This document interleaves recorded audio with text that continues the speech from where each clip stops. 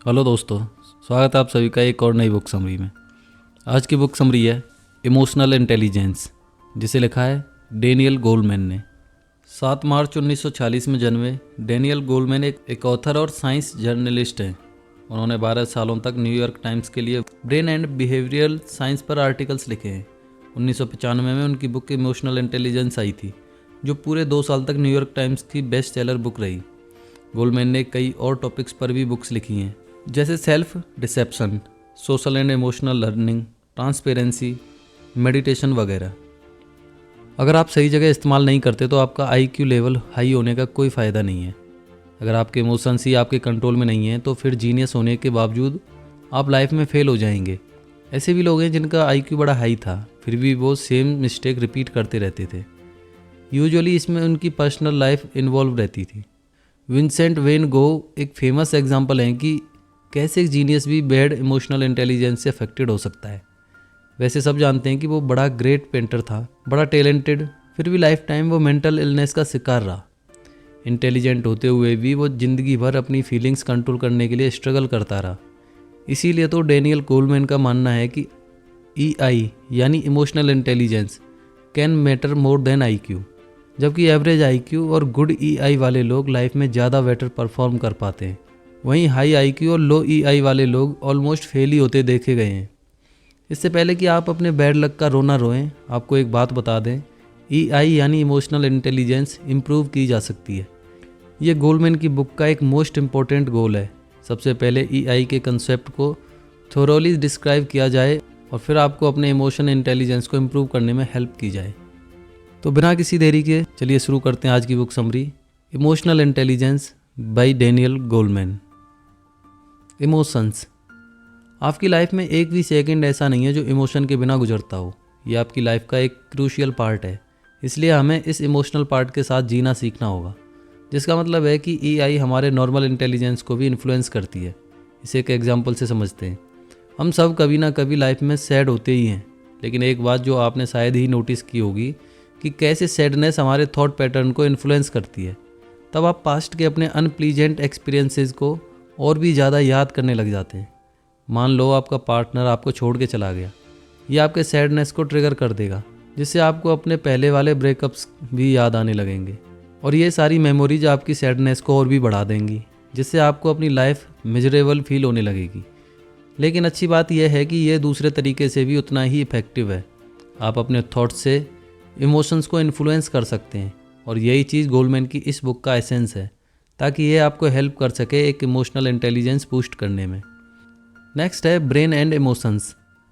Daniel Goleman neurology expert हैं, जिन्हें human brain के काम करने के तरीक़ों के बारे में अच्छी नॉलेज है। उन्होंने एक चीज़ देखी कि हमारे ब्रेन में इमोशंस बड़े डीप लेवल तक होते हैं, क्योंकि हमारे ब्रेन में कुछ ओल्ड और कुछ यंगर पार्ट मौजूद होते हैं। और ऐसा होता है कि जो पार्ट इमोशंस कंट्रोल करता है, ब्रेन का काफ़ी ओल्ड पार्ट होता है, इतना ओल्ड कि ह्यूमैनिटी की शुरुआत के टाइम से। तो इसका क्या मतलब हुआ? यही कि हम अपने इमोशंस को एलिमिनेट या इग्नोर नहीं कर सकते, कभी भी नहीं, क्योंकि इनके होने का कुछ मतलब ज़रूर है। एग्जाम्पल के लिए, जैसे एमीगडला एक ऐसा ही इमोशनल ब्रेन सेंटर है जो एक्सट्रीमली ओल्ड है। ब्रेन का ये पार्ट हमारे यंगर कॉर्टेक्स के डिसीजंस ओवरराइड कर सकता है। डेनियल गोलमैन के हिसाब से इसका मतलब होगा कि इमोशंस हमारे माइंड से भी स्ट्रांग होते हैं। ऐसा भी हुआ है कि कई extra intelligent mind proper emotional intelligence के बगैर पूरी तरह यूजलेस प्रूव हुए। विंसेंट वोंग गो एक ऐसा ही एग्जाम्पल है। अपने इमोशनल इश्यूज के चलते इतने बड़े टैलेंटेड पेंटर ने अपनी लाइफ बर्बाद कर ली थी। ऐसे कई और भी एग्जाम्पल हैं, जैसे कर्ट कोबेन और एमी वाइन हाउस जैसे लोग। ये सब स्मार्ट और अपने अपने फील्ड के टैलेंटेड लोग थे, लेकिन उनकी अपनी इमोशनल प्रॉब्लम्स के चलते इनकी सारी एबिलिटी बर्बाद हो गई। नेक्स्ट है 5 domains of emotional intelligence. EI एक कॉम्प्लेक्स कंसेप्ट है, लेकिन अगर हम इसे छोटे छोटे पीस में डिवाइड करके देखें तो इन्हें समझना ईजी हो जाएगा। पहला है नोइंग वंस इमोशंस, अपने इमोशंस को पहचानें। बहुत से लोग अपने इमोशंस समझ ही नहीं पाते और फिर ऑटोमेटिक वे में एक्ट करने लगते हैं। जैसे कि हम सभी कभी ना कभी किसी बात को लेकर जेलस होते हैं, क्योंकि ये एक नेचुरल इमोशन है। लेकिन जब हम ऐसे इमोशंस को एक्सेप्ट नहीं करते तो दूसरों के लिए बुरा सोचना शुरू कर देते हैं। अपनी फीलिंग्स को एक्सेप्ट करना गुड इमोशनल इंटेलिजेंस का फर्स्ट स्टेप है। ऐसे कई तरीके हैं जिनसे हम अपने अंदर ये चीज़ ट्यून कर सकते हैं, जैसे कि मेडिटेशन एक अच्छा तरीका है और इसके लिए आपको एक्सपर्ट होने की ज़रूरत नहीं है। बस आराम से बैठो, स्लोली डीप ब्रीथ लो और माइंड को शांत रखो। हालांकि आपके माइंड में काफ़ी बातें घूम रही होंगी, क्या मैंने ऑन ऑफ किया, या अरे कल तो मेरा एक असाइनमेंट है। लेकिन कोई बात नहीं, अपने माइंड में थॉट्स चलने दो, लेकिन ध्यान रहे कि ये ख्याल आएँ और चले जाएँ, वरना ये आपके माइंड और जजमेंट पावर को क्लाउड कर देंगी। जब आपका माइंड रोज़ की चिक चिक से फ्री हो जाएगा तो आपके लिए अपने इमोशनल स्टेट को परसीव करना ईजी हो जाएगा।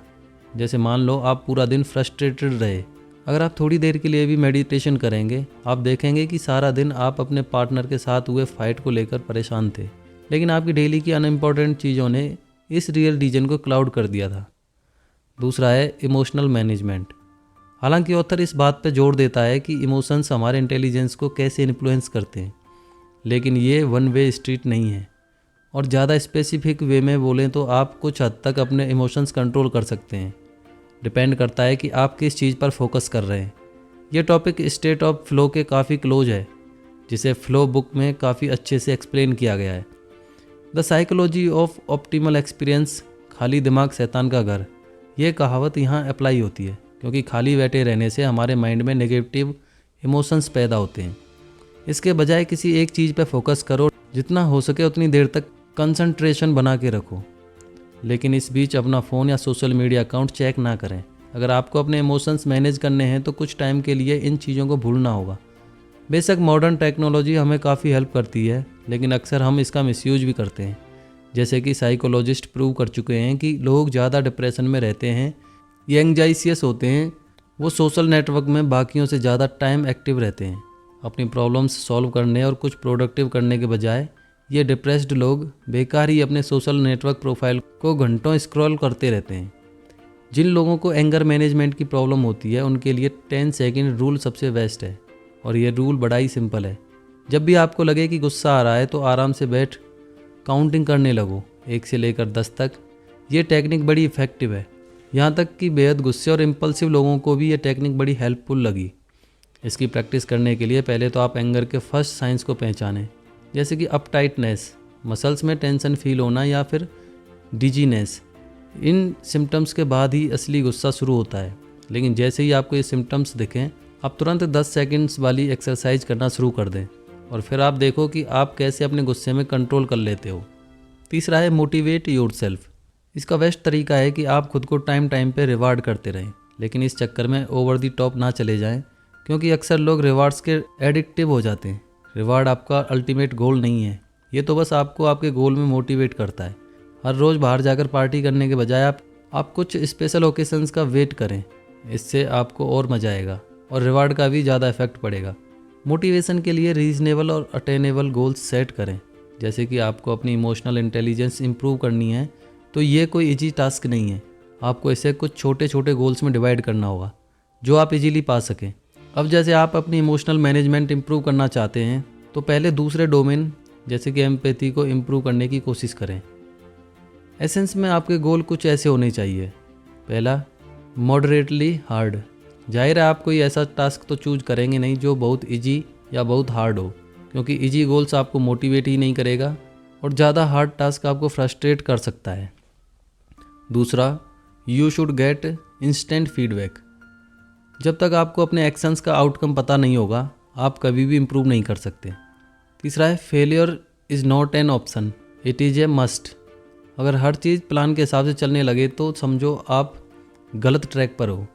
एक चीज़ हमेशा याद रखो कि फ्रस्ट्रेटिंग एक्सपीरियंस कहीं ना कहीं आपको पीछे खींचने की फिराक में रहते हैं। आपको फ्लो बुक में अपने गोल्स के बारे में और जानने का मौका मिलेगा। Flow psychology of optimal experience. चौथा है एम्पैथी। ये एक कोर ह्यूमन कैरेक्टरिस्टिक है, क्योंकि हम इसके बिना रह ही नहीं सकते।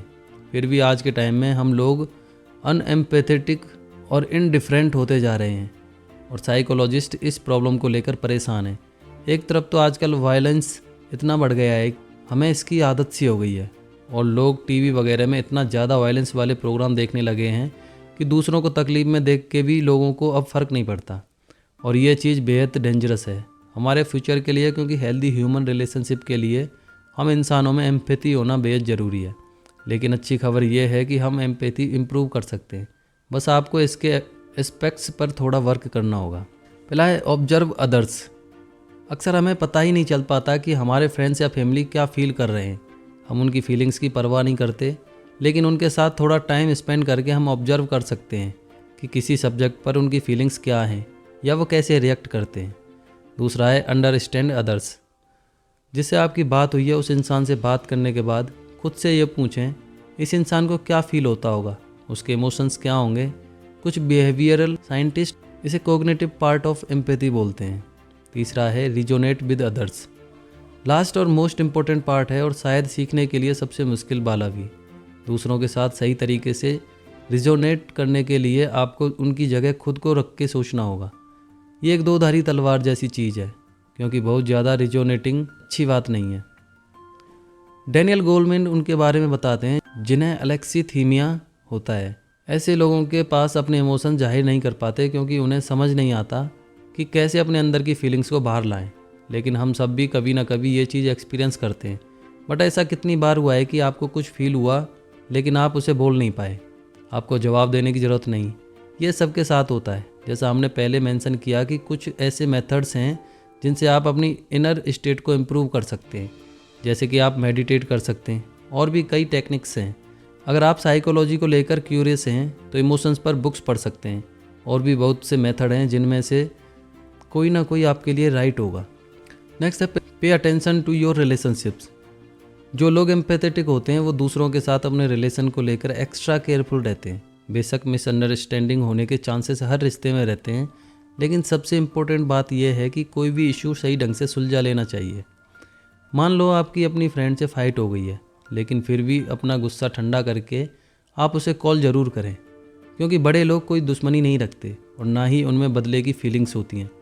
अब लेकिन इसका ये मतलब भी नहीं है कि हमेशा आप ही माफ़ी मांगो, बल्कि इसके एकदम उल्टे आपका इमोशनल इंटेलिजेंट जानता है कि कब आपको सॉरी बोलना है और कब नहीं। ऐसे कई मौके होंगे जब आपकी एक सॉरी बिगड़ी बात बना देगी। लेकिन अगर गलती आपकी नहीं है तो भी आपको मैटर सॉल्व करने में पीछे नहीं हटना चाहिए।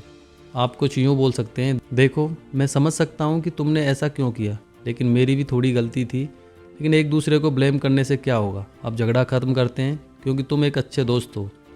ह्यूमन रिलेशनशिप को लेकर साइकोलॉजिस्ट एक अच्छी एडवाइस देते हैं। जिस नज़रिए से हम दुनिया को देखते हैं वो हमारे इमोशंस डिसाइड करते हैं, क्योंकि वर्ल्ड को लेकर हमारी नॉलेज इनडायरेक्ट होती है। तो शायद अब आप पूछो कि मैं कैसे इसे अपनी इमोशनल लाइफ में अप्लाई करूं।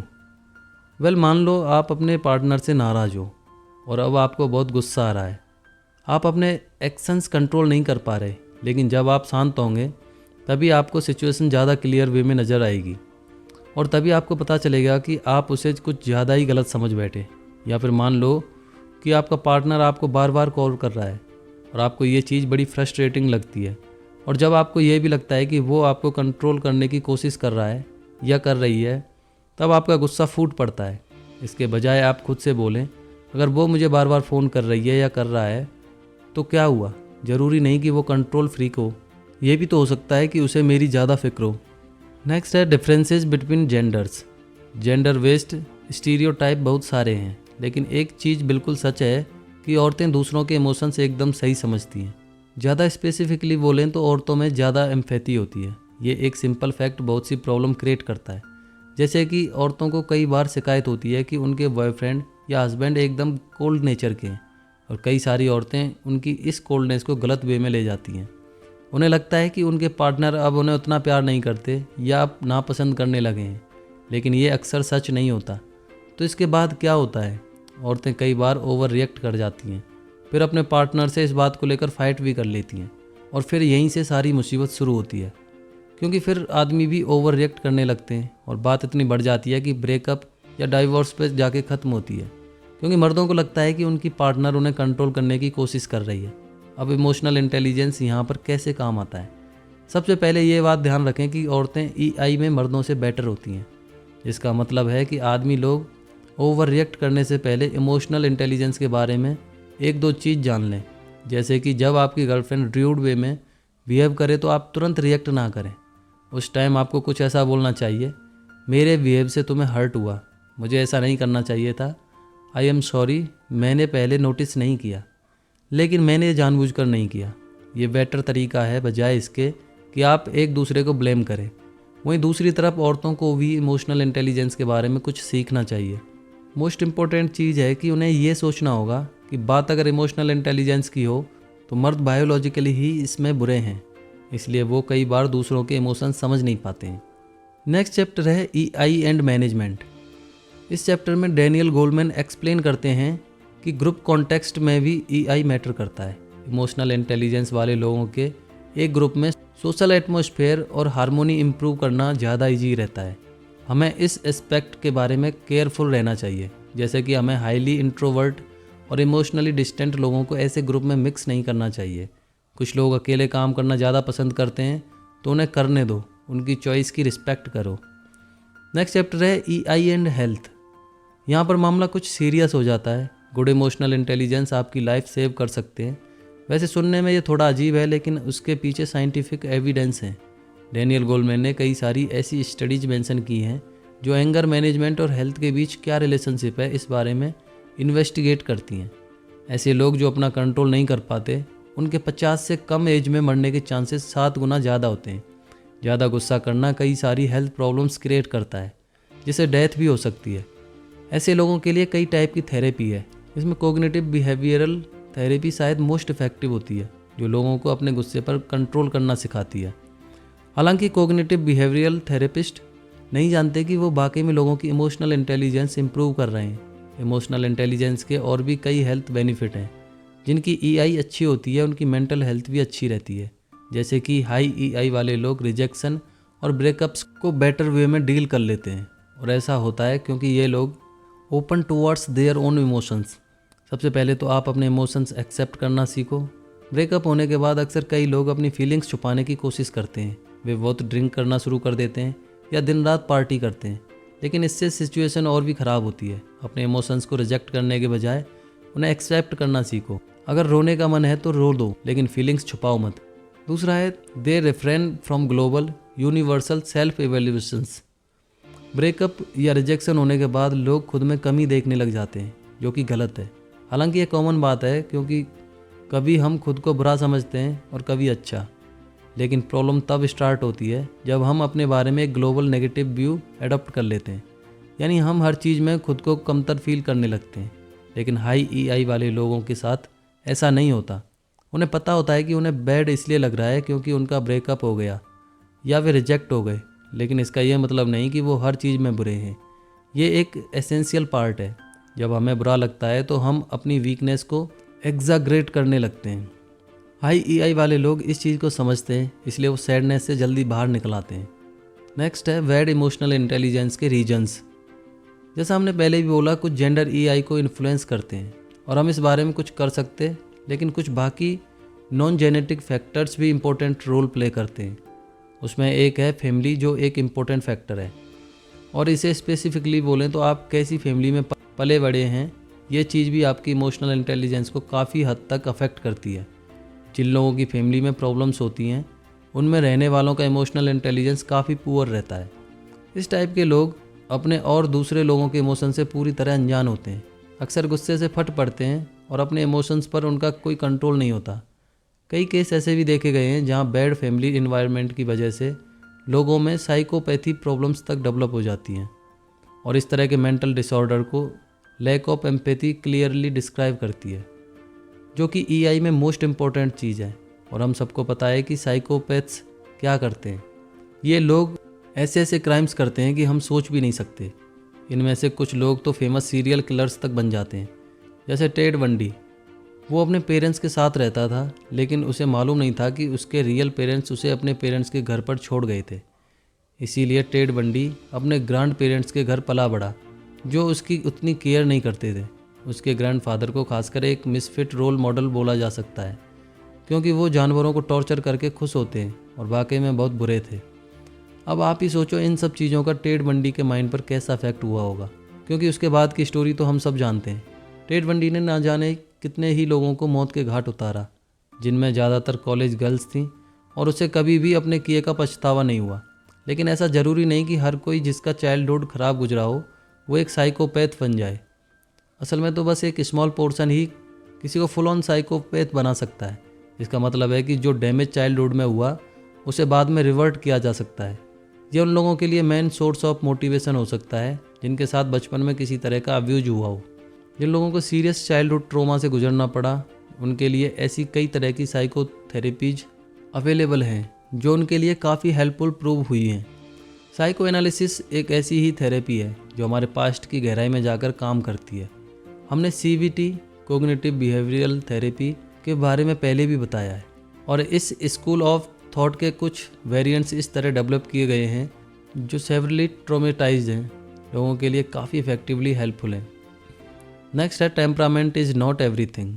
इस चैप्टर में गोलमैन ने कई सारी स्टडीज़ के एग्जाम्पल दिए हैं जिनमें टेम्परामेंट का टॉपिक इन्वॉल्व है, जैसे कि कोई इंसान किस एनवायरनमेंट में कैसे रिएक्ट करेगा। हमारा टेम्परामेंट काफ़ी हद तक हमारी जीन्स से इन्फ्लुएंस होता है, तो इसलिए इसमें आपका कोई कंट्रोल नहीं है, यह आपके अंदर पैदाइशी होता है। बहुत पुराने टाइम से फिलोसफर्स ने डिफरेंट पैटर्न्स के बिहेवियर नोट किए हैं जो लोगों को अलग अलग ग्रुप में डिवाइड करते हैं। ऐसे ही एक फिलोसफर थे हिप्पोक्रेट्स, जिन्हें फाउंडर ऑफ मेडिसिन भी कहा जाता है। उन्होंने लोगों को इन 4 ग्रुप्स में डिवाइड किया है। आप खुद भी देख सकते हैं कि आप किस ग्रुप से बिलोंग करते हैं। पहला है कोलरिक। ये रिएक्ट बड़ी जल्दी करते हैं, इमोशनल होते हैं और इरिटेबल भी। इनका एनर्जी लेवल काफ़ी हाई रहता है और अक्सर ये बड़े इमोशनल और सेंसिटिव मैनर में रिएक्ट करते हैं। इन्हें गुस्सा भी बड़ी जल्दी आता है। फिर ये इजीली शांत नहीं होते। इन्हें लोगों के साथ घूमना फिरना भी काफ़ी पसंद होता है। नेक्स्ट है सैंग्विन। एक तरह से ये लोग कोलरिक्स टाइप के ही होते हैं क्योंकि ये भी उनकी तरह एक्टिव और एनर्जी से भरपूर होते हैं, लेकिन ये जल्दी काम डाउन हो जाते हैं। इनके इमोशंस भी उतने ही इंटेंस होते हैं जितने कि कोलरिक्स टाइप के लोगों के, लेकिन ये कूल डाउन भी उतनी ही जल्दी होते हैं। ये काफ़ी सोशिएबल होते हैं और दिल खोलकर हंसते हैं। नेक्स्ट है मेलंकोलिक। इस टाइप के लोग उतने सोशिएबल नहीं होते बल्कि थोड़े इमोशनल होते हैं, लेकिन ये सैड भी जल्दी हो जाते हैं क्योंकि ये इमोशनली सेंसिटिव होते हैं। मेलंकोलिक एनर्जेटिक और एंथुसियास्टिक नहीं होते हैं, जो भी करते हैं काफ़ी स्लो करते हैं। वैसे ये ज़्यादा टाइम शांत रहते हैं। नेक्स्ट है फ्लेगमेटिक। ये लोग भी काफ़ी शांत नेचर के होते हैं, हालांकि ये उतने इमोशनल या सेंसिटिव नहीं होते। अगर इन्हें गुस्सा आता भी है तो ये जल्दी मान जाते हैं। आपको शायद आइडिया मिल गया होगा कुछ टेम्परामेंट्स आपके day to day life manage करने के लिए बेटर इमोशनल इंटेलिजेंस की ज़रूरत पड़ती है। जैसे एग्जांपल के लिए मान लो आप एक कोलरिक पर्सन हो और आपके पार्टनर से आपका झगड़ा हो गया। अब अपने टेम्परामेंट की वजह से आप ओवर रिएक्ट करोगे और शायद बहुत उल्टा सीधा भी बोल दोगे। इस सिचुएशन में सबसे पहले तो आप खुद को ब्लेम मत करो, एटलीस्ट पूरी तरह से तो नहीं। बेशक आप अपनी मिस्टेक मानो और सामने वाले को अपनी बात समझाने की कोशिश करो। मेलंकोलिक जो एक सर्टेन वे में कोलरिक के अपोजिट हैं, वे भी काफ़ी सेंसिटिव और इमोशनल हैं। बाहर से ये देखने में बड़े कोल्ड टाइप लगते हैं, लेकिन उनकी फीलिंग्स काफ़ी स्ट्रांग होती है और यहीं से प्रॉब्लम स्टार्ट होने लगती है, जिसकी वजह से लोग सोचते हैं कि मेलंकोलिक इमोशन लेस हैं और उन्हें दूसरों की कोई फिक्र नहीं है। अब मान लो आप मेलंकोलिक टाइप हो और आप एक डेट पे गए। अब क्योंकि आप थोड़े शर्मीले हैं तो आपको समझ नहीं आता कि अपनी डेट से क्या बात की जाए, और आपको बाद में रियलाइज़ होता है कि आपका डेट आपके बारे में ये सोचता है कि आप उसे पसंद नहीं करते। लेकिन यहाँ पर कोई स्ट्रॉन्ग इमोशनल इंटेलिजेंस वाला मेलंकोलिक दूसरों को अपनी रियल फीलिंग्स एक्सप्लेन कर सकता है। तो इसी के साथ चलिए जान लेते हैं इस बुक का कंक्लूजन। पहला था इमोशंस। हमारी लाइफ का एक सेकंड भी इमोशंस के बिना नहीं गुजरता। ये हमारी लाइफ का एक क्रूशियल पार्ट है और हमें इसके साथ जीना सीखना होगा। मोस्ट इम्पॉर्टेंट बात है कि इमोशंस हमारी लाइफ बाकी एस्पेक्ट्स भी इन्फ्लुएंस करते हैं, जैसे कि हमारी डिसीजन मेकिंग प्रोसेस और हमारे थॉट्स। इसका मतलब है कि EI नॉर्मल इंटेलिजेंस को इन्फ्लुएंस करती है। दूसरा था brain and emotions. Daniel Goleman neurology expert हैं जिन्हें ह्यूमन ब्रेन के काम करने के तरीकों के बारे में अच्छी नॉलेज है। उन्होंने एक चीज़ देखी कि हमारे ब्रेन में इमोशंस बड़े डीप लेवल तक होते हैं, क्योंकि हमारे ब्रेन में कुछ ओल्ड और कुछ यंगर पार्ट मौजूद होते हैं। और ऐसा होता है कि जो पार्ट इमोशंस कंट्रोल करता है ब्रेन का काफ़ी ओल्ड पार्ट होता है, इतना ओल्ड कि ह्यूमैनिटी के शुरुआत के टाइम से। तो इसका क्या मतलब हुआ? यही कि हम अपने इमोशंस को एलिमिनेट या इग्नोर नहीं कर सकते, कभी भी नहीं। उनके होने की एक वजह ज़रूर है। तीसरा, नोइंग वंस इमोशंस। बहुत से लोग अपने इमोशंस समझ नहीं पाते और फिर ऑटोमेटिक वे में एक्ट करने लगते हैं। जैसे कि हम सब कभी ना कभी किसी बात को लेकर जेलस होते हैं, क्योंकि ये एक नेचुरल इमोशन है लेकिन जब हम ऐसे इमोशंस को एक्सेप्ट नहीं करते तो दूसरों के लिए बुरा सोचना शुरू कर देते हैं। चौथा है इमोशनल मैनेजमेंट। हालांकि ऑथर इस बात पर जोर देता है कि इमोशंस हमारे इंटेलिजेंस को कैसे इन्फ्लुएंस करते हैं, लेकिन ये वन वे स्ट्रीट नहीं है। और ज़्यादा स्पेसिफिक वे में बोलें तो आप कुछ हद तक अपने इमोशंस कंट्रोल कर सकते हैं। डिपेंड करता है कि आप किस चीज़ पर फोकस कर रहे हैं। पांचवा है मोटिवेट योरसेल्फ। इसका बेस्ट तरीका है कि आप खुद को टाइम टाइम पे रिवार्ड करते रहें, लेकिन इस चक्कर में ओवर द टॉप ना चले जाएं, क्योंकि अक्सर लोग रिवार्ड्स के एडिक्टिव हो जाते हैं। रिवार्ड्स आपका अल्टीमेट गोल नहीं है, ये तो बस आपको आपके गोल में मोटिवेट करता है। और छठवां है एम्पैथी। ये एक कोर ह्यूमन कैरेक्टरिस्टिक है, क्योंकि हम इसके बिना रह ही नहीं सकते। फिर भी आज के टाइम में हम लोग अनएम्पैथेटिक और इनडिफरेंट होते जा रहे हैं, और साइकोलॉजिस्ट इस प्रॉब्लम को लेकर परेशान हैं। एक तरफ तो आजकल वायलेंस इतना बढ़ गया है कि हमें इसकी आदत सी हो गई है, और लोग टीवी वगैरह में इतना ज़्यादा वायलेंस वाले प्रोग्राम देखने लगे हैं कि दूसरों को तकलीफ में देख के भी लोगों को अब फ़र्क नहीं पड़ता। और ये चीज़ बेहद डेंजरस है हमारे फ्यूचर के लिए, क्योंकि हेल्दी ह्यूमन रिलेशनशिप के लिए हम इंसानों में एम्पैथी होना बेहद ज़रूरी है। लेकिन अच्छी खबर यह है कि हम अपने अंदर एम्पैथी इम्प्रूव कर सकते हैं। सातवां है pay attention to your relationships. जो लोग एम्पैथेटिक होते हैं वो दूसरों के साथ अपने रिलेशन को लेकर एक्स्ट्रा केयरफुल रहते हैं। बेशक मिसअंडरस्टैंडिंग होने के चांसेस हर रिश्ते में रहते हैं, लेकिन सबसे इम्पोर्टेंट बात यह कि मिसअंडरस्टैंडिंग को सही ढंग से सुलझा दिया जाए। तो दोस्तों, ये बुक समरी तो इसी के साथ समाप्त होती है। अगर आपका इस बुक समरी से संबंधित कोई भी सवाल या सुझाव है तो वो हमें कमेंट सेक्शन में जाकर बता सकते हैं। साथ ही ये भी बता सकते हैं कि नेक्स्ट बुक समरी आप कौन सी सुनना चाहते हैं। अगर आपको हमारी मेहनत पसंद आ रही है तो हमारे चैनल को सब्सक्राइब करें और साथ ही वीडियो को लाइक करें, शेयर करें। मिलते हैं नेक्स्ट बुक समरी में। जय हिंद, जय भारत।